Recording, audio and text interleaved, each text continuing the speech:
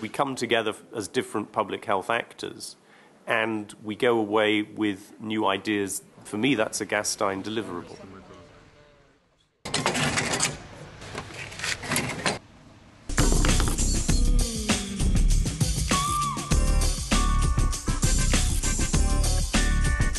In coming months, crucial decisions will be made that shape our economies and our health for years to come.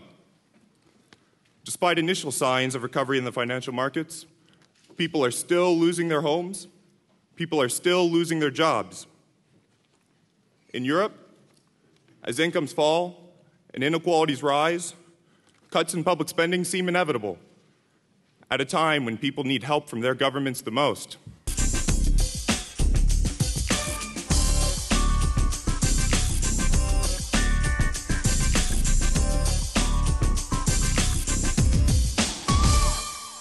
Drivers of health, and particularly of health inequity, lie outside the healthcare system. So it's not just that there won't be enough money for the healthcare system, but everything else that matters in people's lives will be affected by the economic crisis. And if we're not careful, it'll have an adverse impact on the distribution of health.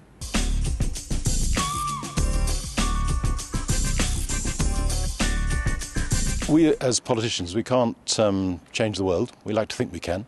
But we can analyse the problems and see where we can help to manage and alleviate the way they affect people. And we need to be ready to help them through and to find ways they can find jobs and find self-respect and find active lives. We have to find the right balance between the system protection and the social protection.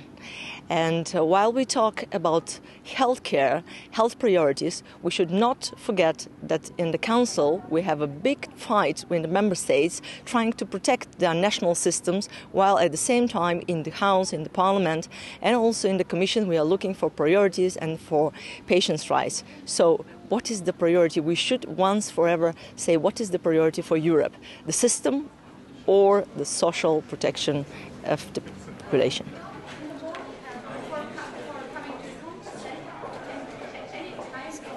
There are 420,000 chronic disease patients in Latvia, and they've been dramatically affected by restructuring, reorganisation of reimbursement systems and also closure of hospitals. Overall, there's a report that 40% of patient organisations feel that their health status has significantly worsened over the last year. Whatever happens in Europe is going to be magnified in the rest of the world. The financial and economic crisis may have begun in the rich countries, but it'll be much bigger in its impact on low and middle income countries in terms of poverty, lack of jobs, the effect of lack of trade, the downturn of trade, cutting of overseas development assistance. So we've got to pay attention.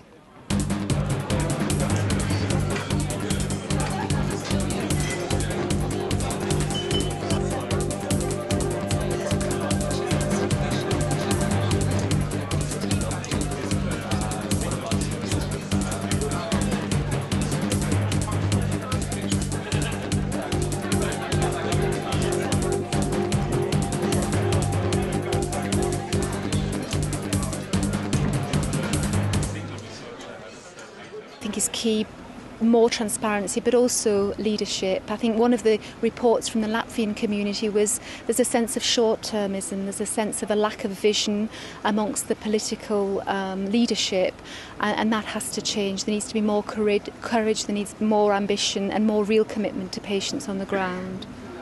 Yep. It's a complex. This is a good one. No, this is the same. It's a complex social process.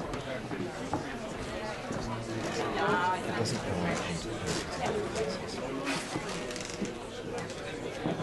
it is a risk for moving, for example, public funding into private funding, but there's a huge opportunity to rebuild the system with the resources used more wisely and trying to identify efficiency gains in order to improve the performance of the healthcare system overall. And I think flexibility is one of the key factors for that.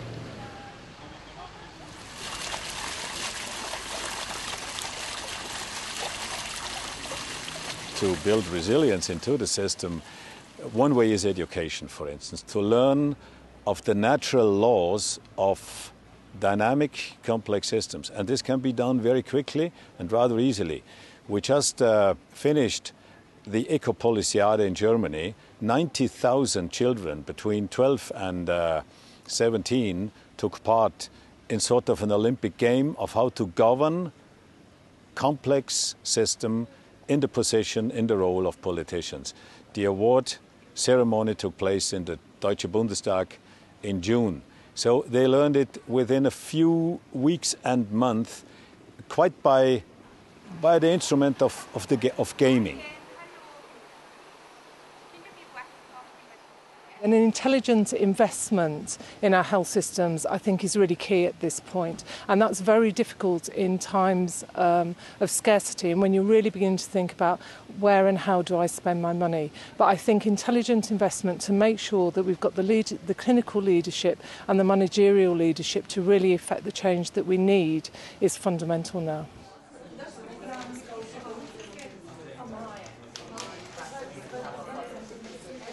So I think that resilience for organisations comes from taking down the barriers. I think that what has come across much more strongly in this Gastein with the economic crisis and with our policy agenda is the need for everyone to be a partner for health. We've always said it, but I think it's now very clear that that is a necessary condition for success. If everybody is involved, firemen, teachers, as well as doctors and dentists, then we can be sure that the health system in the broad sense will be more resilient.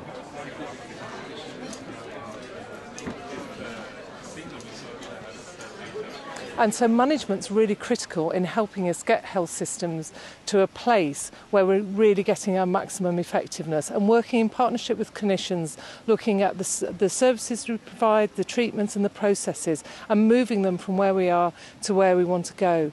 So really, in getting through this financial crisis, having demoralised or under-resourced or unhappy managers is really no way to get us through. But what's very exciting is that there's been a lot of creativity, diversity and creativity and innovation in mechanisms to deal with the negative impact of the financial crisis. We've seen ways to protect the budget, ways to bring additional resources, use those resources to protect the vulnerable through the insurance funds, for instance, some very interesting mechanisms to use additional funds, for instance, taxing tobacco, alcohol, and so on. And what we've seen as well, although this is a bit of a wishful thinking, unfortunately, is ways to use the crisis in a political economy way to push reforms on reallocating resources to areas we always wanted to do that, primary care, public health, and into doing more efficiencies, more value for money, using the recession as a way to push needed reforms to get better performance, more performance. And the key insight is that there's really enough money around, that even though we've got an economic crisis, we're fantastically rich. It's how that money is distributed and what it's spent on. If you look at, last time I counted, $7 trillion had gone into bailing out the banks. $7 trillion. We put in the report of the Commission on Social Determinants of Health that it would cost $100 billion to upgrade the slums. And when we put that in the report, I thought, this is nonsense. Who would take $100 billion seriously? $7 trillion to bail out the banks. We've got lots of money. The question is, how are we going to use it?